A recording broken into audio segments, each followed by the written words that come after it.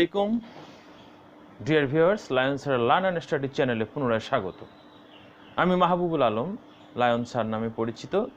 এই চ্যানেলটি শুরু থেকে আমি আপনাদের সঙ্গে বিভিন্ন পদার্থবিজ্ঞানের চ্যাপ্টারের ধারাবাহিক আলোচনায় আছি। প্রিয় শিক্ষার্থীবৃন্দ, তোমরা যারা চ্যানেলটি সাবস্ক্রাইব করেছো অসংখ্য ধন্যবাদ। তোমরা এই চ্যানেলটিকে সাবস্ক্রাইব করার জন্য তোমাদের বন্ধুদেরকে উৎসাহিত করবা, তারা পরবর্তী আপলোড করা ভিডিওগুলো পেয়ে যাবে। শিক্ষার্থীবৃন্দ, আসা যাক, আমরা উচ্চ মাধ্যমিক পদার্থবিজ্ঞান প্রথম পত্রের কাজশক্তি ক্ষমতা অধ্যায় নিয়ে আলোচনা করছি। অধ্যায়টির আলোচনার শেষ পর্যায়ে আজকে আমি দুটি ভিন্ন ভিন্ন জিনিস নিয়ে তোমাদের সঙ্গে আলোচনা করব। তার মধ্যে প্রথমে যেটি আলোচনা করব সেটি হলো সংরক্ষণশীল বল ও অসংরক্ষণশীল বল, আর শেষ অংশে আলোচনা করব কর্মদক্ষতা। শিক্ষার্থীবৃন্দ, আসা যাক, আমরা সংরক্ষণশীল বল এবং অসংরক্ষণশীল বল বিষয়টা নিয়ে একটু আলোচনা করি। সংরক্ষণশীল বল বল কিন্তু কাজের সঙ্গে সম্পৃক্ত। শিক্ষার্থী বন্ধুরা, যখন কোনো বল প্রয়োগের ফলে একটা বস্তুকে ভিন্ন পথে ঘুরিয়ে পুনরায় আগের জায়গায় নিয়ে আসার পর দেখা যায় যে কৃতকাজ শূন্য হয়, তখন সেই বলটিকে আমরা বলবো সংরক্ষণশীল বল। তো এটি একটা উদাহরণ দিলে বিষয়টা ক্লিয়ার হয়ে যাবে। তোমরা নিঃসন্দেহে অভিকর্ষ বলের কথা জানো, তাই না?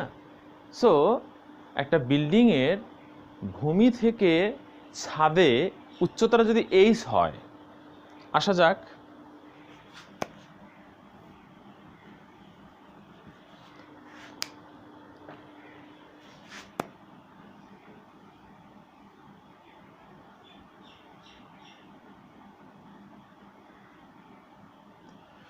শিক্ষার্থী বন্ধুরা, এটা হলো গ্রাউন্ড, এটা হলো টপ অফ দ্য রুফ। এই গ্রাউন্ড থেকে রুফে উচ্চতাটা হলো কত? h।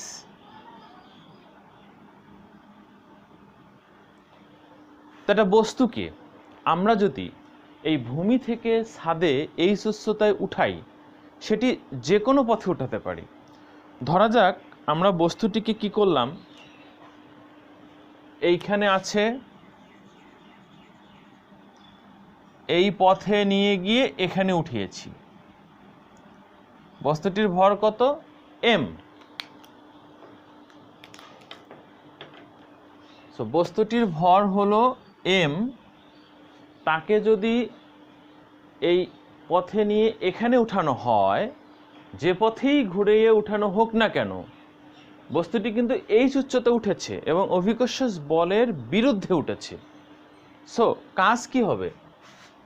W1, নাম দিলাম W1, ভূমি থেকে ছাদে উঠাতে কাজ কত?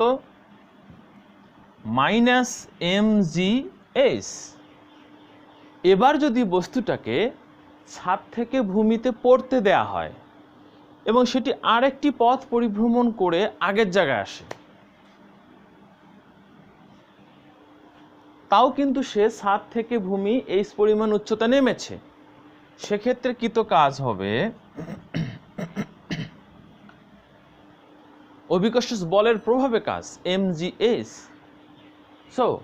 শিক্ষার্থী বন্ধুরা, বস্তুটিকে আমরা m ভরের বস্তুটিকে আমরা h পরিমাণ উচ্চতায় 1 নম্বর পথ দিয়ে উঠিয়ে 2 নম্বর পথ দিয়ে নামিয়ে পুনরায় আগের জায়গায় নিয়ে এসেছি। তাহলে কি হলো? মোট কাজ কেমন হচ্ছে দেখা যাক। টোটাল কাজ W1 plus W2 is equal to কত? 0। তাহলে বিষয়টি কি দাঁড়ালো? একটা বস্তুকে ভিন্ন পথে ঘুরিয়ে পুনরায় আগের জায়গায় নিয়ে আসার পর কৃত কাজ শূন্য হয়েছে এবং এখানে কাজটি সাধিত হয়েছে অভিকর্ষ বলের প্রভাবে। আমরা নিঃসন্দেহে বলতে পারি অভিকর্ষ বল একটি সংরক্ষণশীল বল। ওকে শিক্ষার্থী বন্ধুরা, অসংরক্ষণশীল বল কি? অসংরক্ষণশীল বলটা হলো একটা বস্তুকে যে কোনো পথে ঘুরিয়ে পুনরায় আগের জায়গায় নিয়ে আসলে কৃত কাজ শূন্য হবে না, আর যাই হোক শূন্য হবে না। আসা যাক উদাহরণ, আমরা যদি ঘর্ষণ বলের কথা চিন্তা করি, একটি সারফেসের উপর দিয়ে একটা বস্তুকে গড়িয়ে নিয়ে গেলে যেদিকে গড়িয়ে নিয়ে যাওয়া হবে তার বিপরীত তলে, মিলন তলে বিপরীত দিকে স্পর্শনীয় যে বলটি ক্রিয়া করে সেটিকে আমরা জানি ঘর্ষণ বল। সো শিক্ষার্থী বন্ধুরা,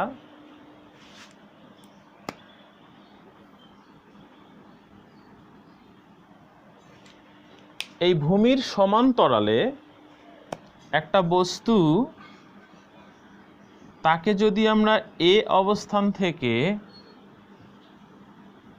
বি অবস্থানে সরিয়ে নিয়ে যাই তাহলে কিন্তু অবশ্যই ঘর্ষণ বল ক্রিয়া করবে বি থেকে এ এর দিকে। সো কাজটি কি হবে? ঋণাত্মক কাজ, বলের বিরুদ্ধে কাজ হবে, ঘর্ষণ বলের বিরুদ্ধে কাজ হবে। আবার বস্তুটিকে যদি বি থেকে এ তে সরিয়ে নিয়ে আসি, যখন বি থেকে এ তে সরিয়ে নিয়ে আসব তখন কিন্তু ঘর্ষণ বল এ থেকে বি এর দিকে ক্রিয়া করবে। সেখানেও কিন্তু কি হচ্ছে? ঘর্ষণ বল যেহেতু বিপরীত দিকে সরিয়ে নিয়ে আসা হচ্ছে, সেখানেও ঋণাত্মক কাজ হচ্ছে।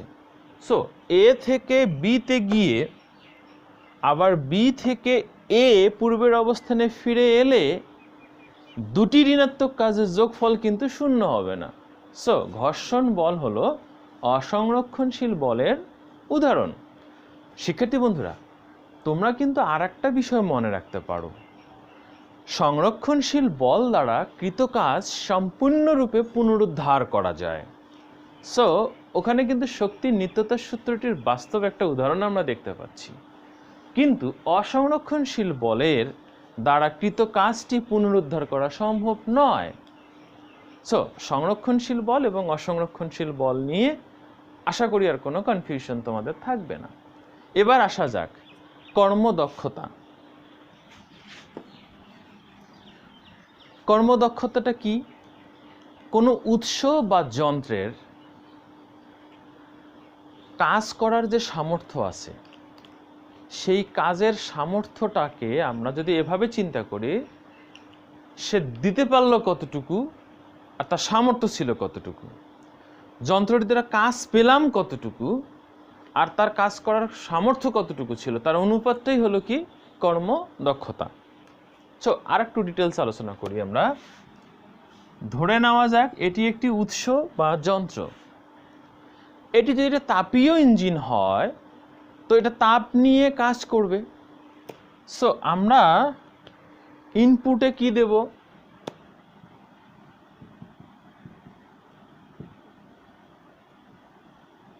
তাপ দিব। আর আউটপুট থেকে কি নিব? কাজ নিব।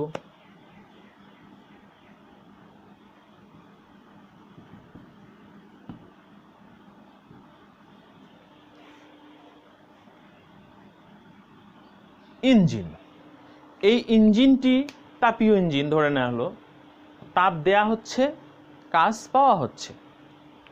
সো আমরা যতটুকু তাপ দিলাম অতটুকু কাজ পেলাম কিনা এটি হিসাব করব। তো কোনো ইঞ্জিন, কোনো উৎস বা কোনো যন্ত্রের প্রাপ্ত কাজ এবং প্রদত্ত তাপের যে অনুপাত, আই মিন আউটপুট ভাগ ইনপুট,